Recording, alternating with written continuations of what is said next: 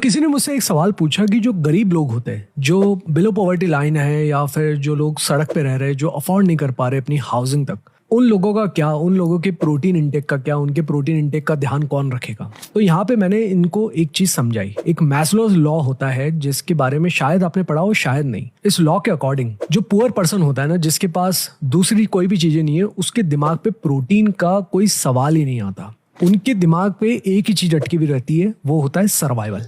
Survival की मुझे आज कहाँ सोना है, क्या मुझे इस सर्दी में सोने के लिए कंबल भी मिलेगा या नहीं, क्या मुझे सड़क पे सोते हुए कोई गाड़ी कुचल तो नहीं देगी, या फिर कोई कुत्ता तो नहीं काट लेगा, या फिर मेरे बच्चों को कोई बीमारियां तो नहीं हो जाएगी, या फिर वो गलत पानी तो नहीं पी लेंगे।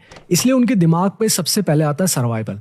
और सर्वाइवल के लिए प्रोटीन जरूरी नहीं है, सर्वाइवल के लिए एनर्जी जरूरी है। एनर्जी आती है सस्ते कार्ब्स आइटम से, क्योंकि कार्ब्स उनको तुरंत एनर्जी देते हैं दूसरी एक्टिविटी करने के लिए, जिससे कि वो अपने उस दिन का सर्वाइवल सेट कर सके, उस दिन की प्लानिंग कर सके। जैसे कि सिंपल पार्ले जी का बिस्किट हो गया, या फिर राशन से मिलने वाले दाल चावल हो गए। अब इस लॉ के अकॉर्डिंग जब सेकंड स्टेप आता है, थर्ड स्टेप आता है, तो उसमें ऐसा होता है कि जब आप अपनी स्टेबिलिटी कर लेते हैं, आप अपना सर्वाइवल पूरा कर लेते हैं, आपके एक सर के ऊपर एक छत होती है, आपके पास पीने का साफ पानी होता है, आपके पास सोने की साफ जगह होती है, उसके बाद आप अपनी हेल्थ के बारे में सोचते हो कि इसको कैसे इंप्रूव कर सके। आप अगर अपने बचपन से अभी तक खुद को कंपेयर भी करेंगे तो बचपन में हमने कभी प्रोटीन के बारे में या अच्छे खाने के बारे में इतना नहीं सोचा, क्योंकि तब हम सर्वाइव कर रहे थे, तब हमारे पेरेंट्स स्ट्रगल कर रहे थे। इसलिए गरीब आदमी अगर प्रोटीन के बारे में इग्नोर कर रहा है या प्रोटीन को इग्नोर कर रहा है, तो वो स्टुपिडिटी नहीं है, वो उसकी पॉवर्टी का साइड इफेक्ट है। अगर हमें इस देश का प्रोटीन इंटेक पूरा अच्छे से करना है, सबको प्रोटीन खिलाना है, तो सबसे पहले हमें लोगों की स्टेबिलिटी और सर्वाइवल पे ध्यान देना पड़ेगा।